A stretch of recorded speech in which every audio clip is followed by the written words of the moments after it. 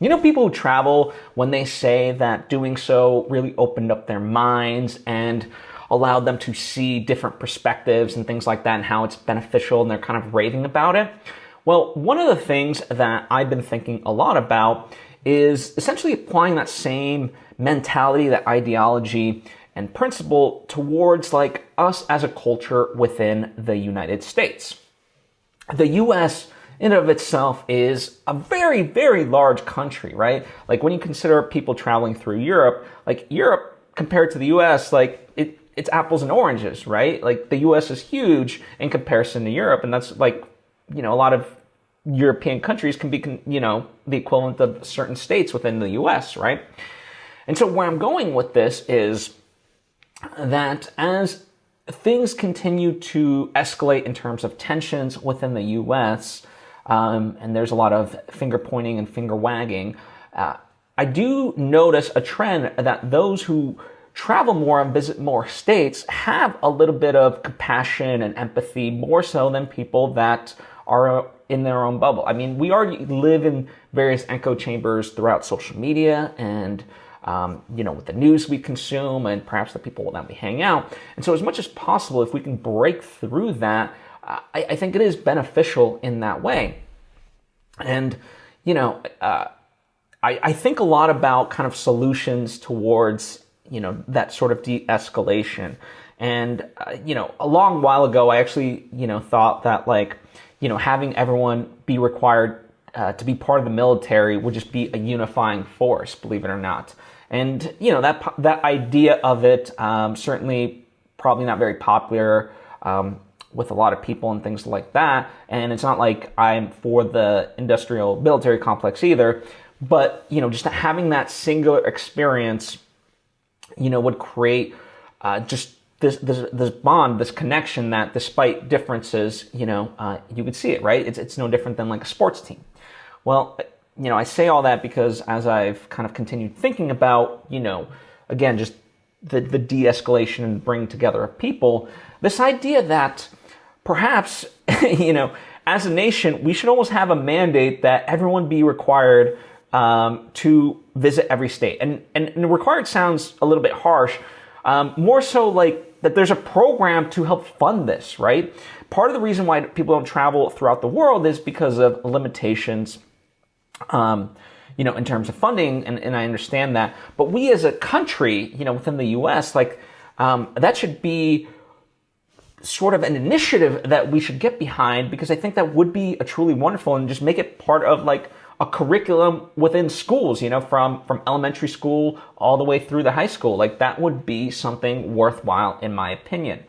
You know, the current situation of Israel and Palestine aside, one of the things I do appreciate about Israel is this notion of birthright, where, you know, if you are of Jewish descent, then, you know, as the term implies, birthright, you get to visit Israel and kind of see. And I'm not as familiar, but that is like something that's a program and it's funded and things like that. And so, you know, if that's something, if you live in the U.S. and you wanted to visit Israel, then that is something you can do, regardless of, let's say, your financial means. I believe that's how it fully operates. Again, I'm not an expert, but, you know, so taking that sort of notion and applying it to within the U.S., again, I think by doing that, we start to see, you know, everyone more as equals, right? Like if you live,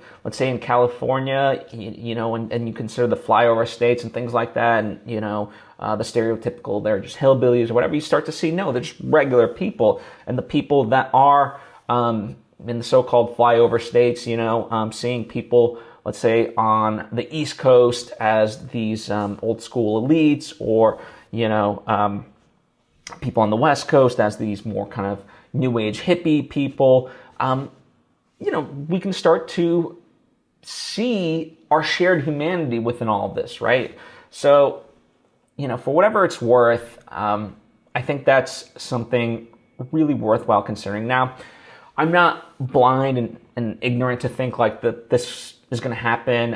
It's more of an ideal of mine, but just by speaking it out loud, if anything, just all of us taking the initiative as much as we can. Again, I know things can be cost prohibitive, but that idea of, okay, making a point to see the various states and go to various states. And, even to me, part of traveling is going beyond just the tourist traps, but also like seeing the real people, right?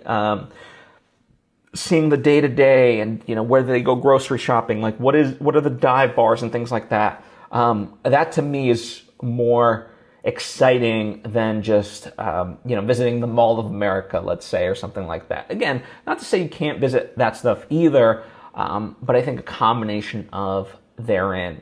So it's food for thought. It's something that I've been thinking about, and kind of trying to do for myself, as of right now, this is one of those, like, do as I say, not as I do, because I haven't yet visited that many states, mostly on like the East Coast, and then sort of the top region, and then of course the West Coast. But, there's so many states that I would love to visit. And even within the states, like, for example, in Texas, I've always wanted to check out Austin because I've heard so many great things about it. But of course, there's multiple cities that have a rich history just within Texas, no different than California has, San Diego, Los Angeles, San Francisco, San Clemente, right? Like these all have a different flavor. And so, yeah, it's one of those things, like the more we visit, the more knowledgeable we become, and it's just the more enriched in our lives we become ultimately, whether,